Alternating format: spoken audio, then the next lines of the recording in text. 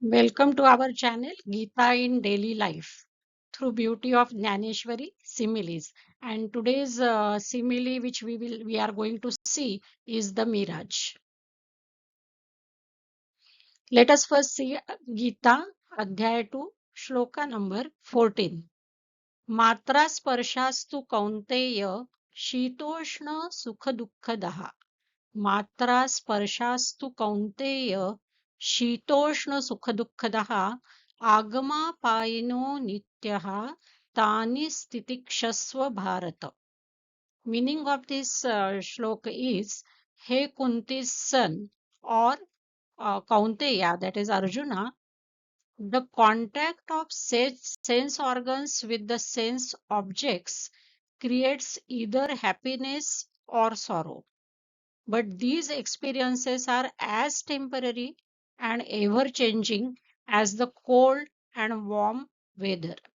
Experiences of happiness or sorrow are as temporary and ever changing as the cold and warm weather. You should tolerate them for this reason.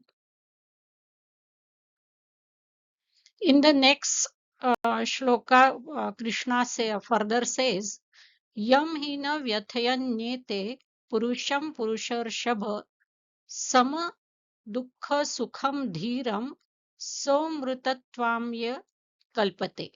Meaning is, Hey Arjuna, O the most superior person, the individual who is not affected by the fleeting happiness or not affected by the fleeting nature of the sorrow which is of which has a fleeting nature, is the real courageous person, and he or she is worthy of liberation. So here, as this happiness or sorrow, these are temporary. A courageous person is not affected by happiness or sorrow, and so when a person reaches this stage, he is worthy of liberation. So, what is this concept of liberation in our Hinduism is, the cycle of birth, death, and rebirth goes on for each individual till he or she reaches a stage of perfection. At this stage, individual soul, that is Atma, merges with the Supreme Soul, that is Paramatma, and gets liberated from this cycle of birth, death, and rebirth. This is liberation or mukti. Now, the same on the same line, the same concept has been explained in Jnaneshwari, and it is explained in this stanza number 120. Dnyaneshwar Maharaj says, या विषयान वाचूनी काही आणिक सर्वथा रम्य नाही ऐसा स्वभावोची पाही इंद्रियांचा. Arjuna, just observe the very nature of the sense organs. Sense organs are eyes, ears, nose, tongue, and skin. These sense organs are not interested in anything apart from the respective sense objects or desires. For example, eyes are interested only in the sight, ears are interested in sound, nose is interested in smell, tongue is interested only in taste, and skin is interested in the touch. In the next stanza, Dhaneshwar Maharaj says, हे विषय तरी कैसे, हे विषय तरी कैसे, रोहिणीचे जळ जैसे, का स्वप्नीचा भासे भद्र जाती. And how are these desires? These are like a mirage or a great elephant you can see in the dream world. So why he has used this simile of mirage or dream world is, he wants to say that the desires are like something you see which is actually not existing. Mirage is a water body in a desert, as we all know, or a grassland, seen in hot summer afternoon, as like it looks like this, and as one tries to reach it, it keeps on moving away, always remaining beyond reach. In next stanza, Dnyaneshwar Maharaj further says, देखे अनित्य तिया परी, म्हणूनी तू अभेरी, हा सर्वथा संग न धरी धनुर्धरा. Hey Arjuna, you should absolutely steer clear of these desires, as these are temporary. So what Krishna is advising, what is Krishna's advice to us is, happiness and unhappiness are transient. Do not get carried away by them. Let your mind, let your intellect be in your control at the heat of the moment also. So, how can we apply this Gita principle to our everyday life? As that is the main aim of this channel, Gita in everyday life. How to use these principles in our day to day life.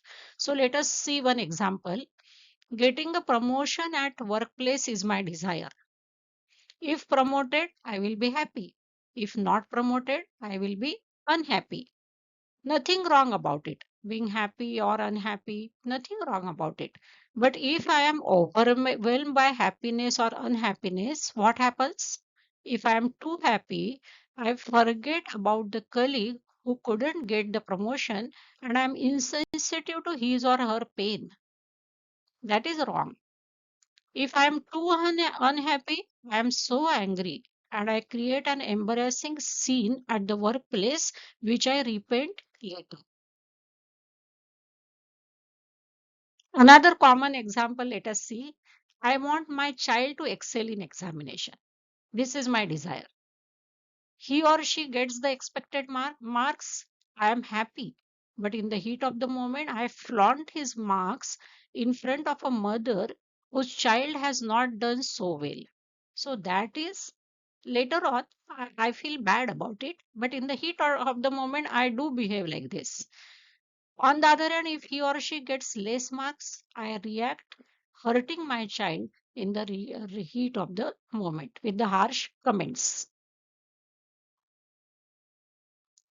Now, why this simile of mirage has been used to uncontrolled desires is, we realize that if you have a bucket list that is a very fond concept nowadays, we all are having that we should have a bucket list and we keep on ticking whatever we complete in that list, whatever our wish we keep on completing. But the bucket list is ever expanding. You fulfill one desire, a new one arises. Screen addiction, substance abuse, sugar addiction, these are all examples of uncontrolled desires where real happiness is moving away like a mirage. So, key is in moderation, key is in being able to control our desires. There is a very strong link. Why in Gita we see again and again that Gita tells us to control our desires. Gita tells us to control our sense organs. Why?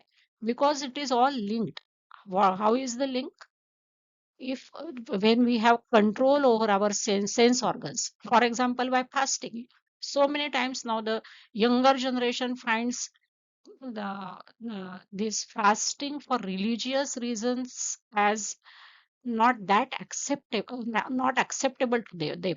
Though intermittent fasting as a diet or for weight control is acceptable, fasting as such for religious reasons sometimes is not followed by the current generation in so many places. But what this fasting is teaching us to control our tongue, to always go after various types of foods. So once we control that, we have the control over the sense organs, we have control over our desires or over our wants. We do not have uncontrolled desires. With that, we have control over our reaction to happiness or unhappiness. We respond and we do not react. There is a precious fraction of a second, and that makes a difference between reacting to a situation or responding to a situation, which can be gained by really practicing this control over the sense organs, control over the desires. We have control over our mind, we have control over our intellect. Intellect is mainly our ability to take correct decisions, is sharpened by this practice. Ultimately that gives us a better control over our life itself. So this is a perfect simile which has been used in Dhaneshwari of mirage or of a dream world for uncontrolled desires, which we feel that will lead to a lasting happiness, but that happiness is always beyond our reach, or that happiness is like a false feeling which we get in the dream world. We plan to understand the principles of Gita with the help of such beautiful similes and metaphors used in Dhaneshwari. Thank you so much. If you like this video, please subscribe, share, and see to it that it reaches to younger generation also. Thank you once again.